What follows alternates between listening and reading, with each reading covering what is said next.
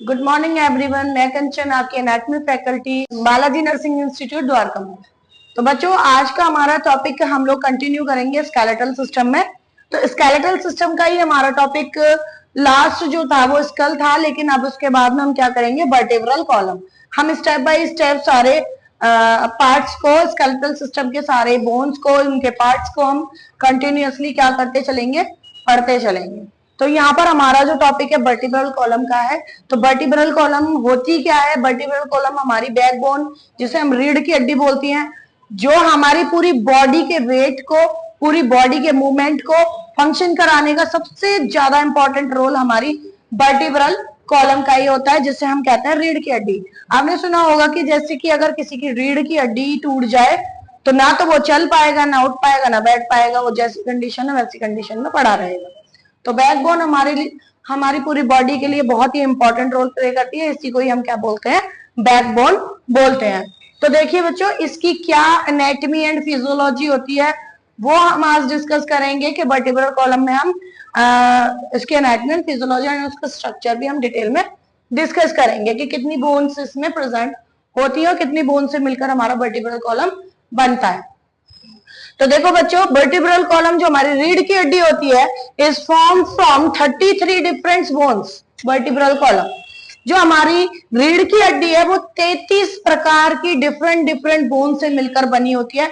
मतलब different bone इसलिए बोला जा रहा है, ये डिफरेंट बोन 33 डिफरेंट बोन इसलिए बोला जा रहा है कि यहाँ पर अलग अलग शेप एंड साइज की बोन्स प्रेजेंट होंगी। कैसी अलग अलग शेप एंड साइज की बोन्स यहाँ पर प्रेजेंट होंगी। तो वो हमारी कैसे है, अलग अलग बोन्स यहाँ पर प्रेजेंट है। तो देखो, the vertebral column is also known as backbone. अभी मैंने बताया कि वर्टिब्रल कॉलम को भी हम क्या, बैकबोन के नाम से भी जाना जाता है, जानते हैं, ठीक है। तो यहाँ पर हमारे देखिए वर्टिब्रल कॉलम में 24 हमारी इर्रेगुलर बोन प्रेजेंट होती है। 24 बोन हमारी डिफरेंट जो इर्रेगुलर है, कुछ कनेक्टिविटी से अटैचमेंट कर कर प्रेजेंट होती है, वो 24 बोन ऐसी होती है। तो 24 बोन में हमारी 7 तो सर्वाइकल होती है, 7 बोन हमारी क्या होती है, सर्वाइकल, 7 बोन हमारी सर्वाइकल, 12 हमारी थोरेसिक।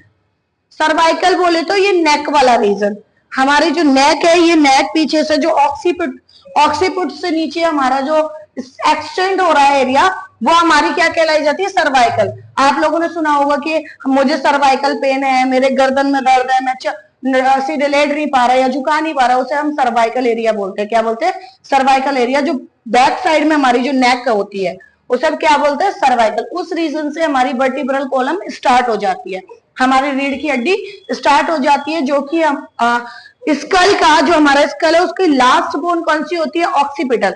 ऑक्सीपिटल से हमारी सर्वाइकल स्टार्ट हो जाती है, ऑक्सीपिटल से हमारी सर्वाइकल स्टार्ट हो जाती है। उसके बाद हमारी थोरेसिक, थोरेसिक हमारा चेस्ट वाले एरिया के जस्ट बिलो जो रीढ़ की हड्डी आती है उसे हम थोरेसिक के नाम से कंसीडर करते हैं, ठीक है। थोरेसिक हमारी 12 होती है, सर्वाइकल हमारी 7 होती है। उसके बाद में हमारा बैक वाला एरिया आता है जिसे हम बोलते हैं सैक्रम। क्या बोलते हैं, सैक्रम। सैक्रम हमारी 5 बोनों से मिलकर बनी होती है, उसमें फ्यूज्ड होती है, अलग अलग नहीं होती है, फ्यूज्ड होती है। मतलब शेप बनी होती है लेकिन वो अलग अलग नहीं होती है। सपोज दैट जैसे कि ये सैक्रम है, जैसे कि ये सैक्रम है, तो इस तरीके से हमारी 5 बोन प्रेजेंट होंगी, 1 2 3 4 5, सॉरी 1 2 3 4 5, ठीक है। इस तरीके से हमारी सैक्रम बोन प्रेजेंट होती है। एक बड़ा सा एरिया होता है, उसमें हमारी 5 बोन फ्यूज रहती है, ठीक है। तो जो हमारी सैक्रम है वो कितनी, 5 बोन फ्यूज्ड है। उसके बाद में हमारा कॉकेक्स वाला एरिया आता है, जो कि हमारा टेल ऑफ द बैकबोन या रीढ़ की हड्डी की पूंछ भी उसको बोला जाता है। उस एरिया को हम बोलते हैं कॉकेक्स। कॉकेक्स हमारी वो बोन होती है जब हम सिटिंग पोजीशन लेते हैं, जब हम बैठते हैं तो कॉकेक्स बोन हमें क्या होती है, फील होती है। और उसी की वजह से ही हम क्या है, सैक्रम और कॉकेक्स की वजह से ही हम थोड़ा सा बैठने वाली कंडीशन को परफॉर्म कर पाते हैं, ठीक है। तो यहाँ पर हमारी जो कॉकेक्स बोन है उसमें कितनी बोन फ्यूज्ड है, उसमें 4 बोन फ्यूज्ड है। कितनी बोन, 4 बोन फ्यूज्ड है। इसके बाद में जो सैक्रम है वहां तक हमारी स्पाइनल कॉर्ड से क्या है, नर्व वेसल्स क्या होती हैं, ट्रेवल करती हैं। नर्व वेसल्स ट्रेवल करती हैं कहां से, थोरेसिक, सर्वाइकल थोरेसिक्स, कॉकिक्स, सैक्रम से, सैक्रम तक, ठीक है। कॉकिक्स में किसी भी प्रकार की नर्व सप्लाई नहीं निकलती है, इसीलिए इसको टेल ऑफ द बैकबोन बोला जाता है। कॉकिक्स को क्या बोला जाता है, टेल ऑफ द बैकबोन। तो बच्चों देखो यहाँ पर हमारी सर्वाइकल वर्टिब्रा, जो 7 सर्वाइकल वर्टिब्रा हैं, they form superior most part of the vertebral column, मतलब हमारी वर्टिब्रल कॉलम का सबसे अपर पार्ट है ये। जो इसका फर्स्ट पार्ट होता है, the first cervical vertebra is called the axis. जो हमारी ऑक्सीपिटल, जो स्कल की, जो क्रेनियम की लास्ट बोन होती है ऑक्सीपिटल, उसका जो सबसे फर्स्ट एरिया, जो रीढ़ की हड्डी का जो अटैच होता है कॉकिक्स से, उसे हम क्या बोलते हैं, एक्सिस बोलते हैं। क्या बोलते हैं बच्चों, एक्सिस बोलते हैं। और axis is the comparatively smaller bone to the other vertebral bones. जो हमारी एक्सिस है, एटलस एंड एक्सिस, यहाँ पर एक चीज और लिखना मैं भूल गई हूं कि जो हमारी फर्स्ट बोन है वो एटलस एंड एक्सिस है, एक्सिस एंड एटलस, ठीक है। एटलस जो है, एटलस एंड एक्सिस जो है, ये सबसे पहले सुपीरियर मोस्ट हमारी वर्टिब्रल कॉलम है, जो कि क्या है, कनेक्टिविटी कर रही है हमारी किससे, ऑक्सीपिटल से, यानी स्कल से। तो एटलस एंड एक्सिस क्या कर रही है, हमारी स्कल से कनेक्टिविटी करा रही है रीढ़ की हड्डी की। तो it is a comparatively smaller bone to the other vertebral column, vertebral bone, sorry. तो ये जो हमारी एटलस एंड एक्सिस है, ये बाकी सारी रीढ़ की हड्डी जो रेगुलर बोन है उनसे क्या होती है, स्मॉल होती है। कैसी होती है, छोटी होती है, ठीक है। इसके बाद में हमारी नेक्स्ट आ जाता है थोरेसिक वर्टिब्रा। थोरेसिक वर्टिब्रा हमारा ऑब्वियस सी बात है, थोरेसिक रीजन हम कौन से रीजन को बोलते हैं, चेस्ट वाले रीजन को। थोरेसिक हमारा चेस्ट वाला रीजन होता है, और जस्ट उसके बिहाइंड क्या होता है, हमारी वर्टिब्रल कॉलम जो बैक साइड में प्रेजेंट होती है। तो हम उसे कैसे डिनोमिनेट करते हैं, हम उसे थोरेसिक से डिनोमिनेट करते हैं। तो इसीलिए इसको 12 थोरेसिक वर्टिब्रल बोला गया है। ये हमारी काउंटिंग में कितनी होती है, 12 होती है। ये काउंटिंग में हमारी 12 होती है। ये vertebra they form the chest of the thorax of our body. हमारी चेस्ट वाले एरिया को क्या करती है, बैक से कवर करती है ये thoracic vertebra. These bones are heart shape. ये बोन कैसी होती है, थोड़ी सी हार्ट शेप की होती है, ऐसा हार्ट शेप की होती है, ठीक है। इसके बाद में हमारी 5 लंबर वर्टिब्रल होती है। 5 लंबर एरिया वो रीजन होता है जहां से हम स्पाइनल कॉर्ड को क्या कर सकते हैं, ब्रेक कर सकते हैं, स्पेसिमेन कलेक्शन कर सकते हैं। वहां से हमारा बैक वाला एरिया होता है, थोरेसिक के जस्ट बिलो हमारा एरिया कौन सा कहलाया जाता है, लंबर रीजन। यहाँ पर लंबर रीजन में हमारे कई सारे प्रोसीजर्स भी कंडक्ट किए जाते हैं, जैसे कि लंबर पंचर हो गया, और स्पाइन नर्व सेंसेस में हमारा एनेस्थीसिया वगैरह दिया जाता है, वो भी हमारा लंबर एरिया में ही गिव इन करते हैं।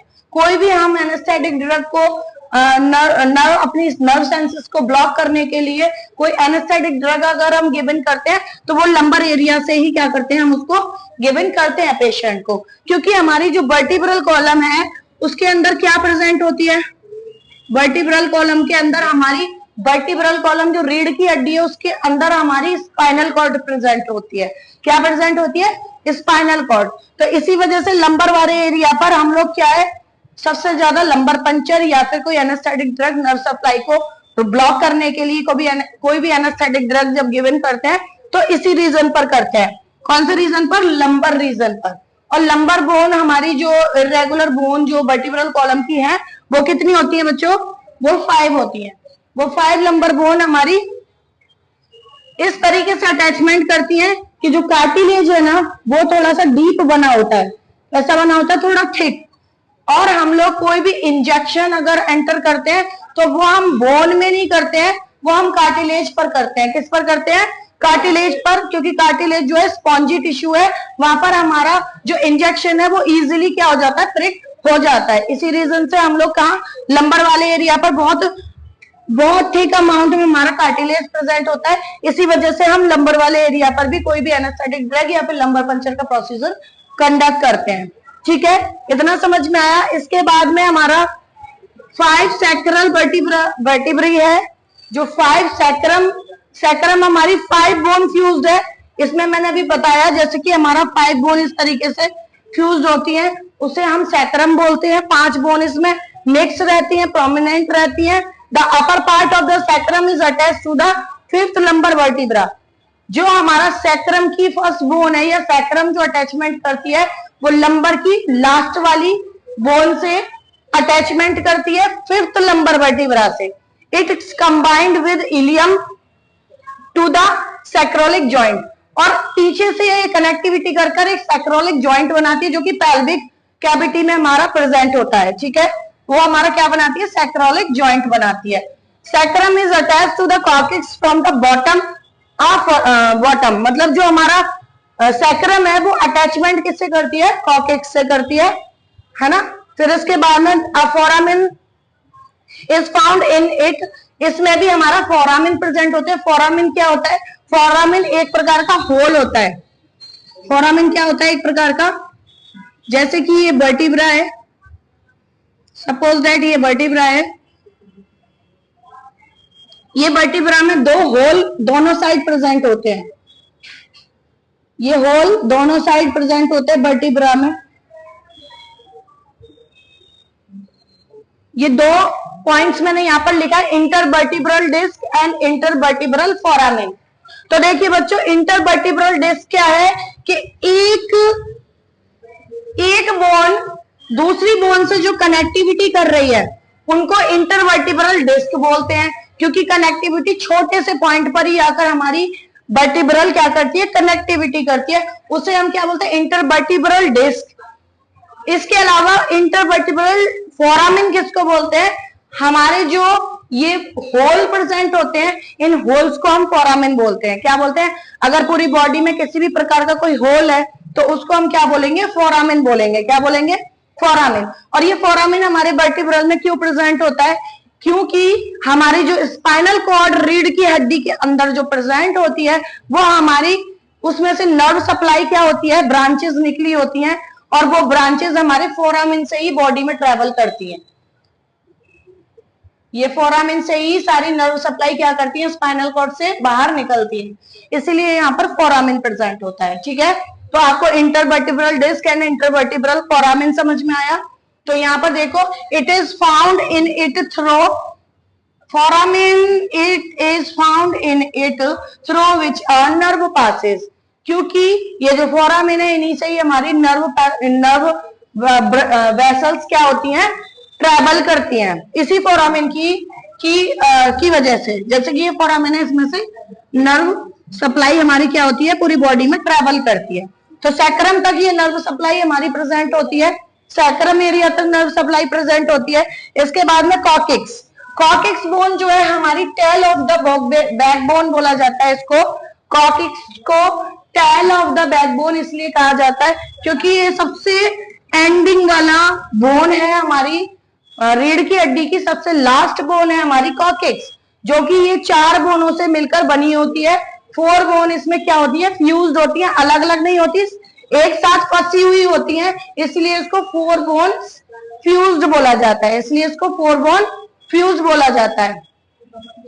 It is also known as the tail bone, इसको हम टेल बोन के नाम से भी जानते हैं। It is attach to the tip of the sacrum, और ये हमारे सैक्रम बोन के टिप पर क्या होती है, अटैचमेंट करती है। It is a smaller bone, और ये कैसी बोन्स है, स्मॉलर बोन्स है।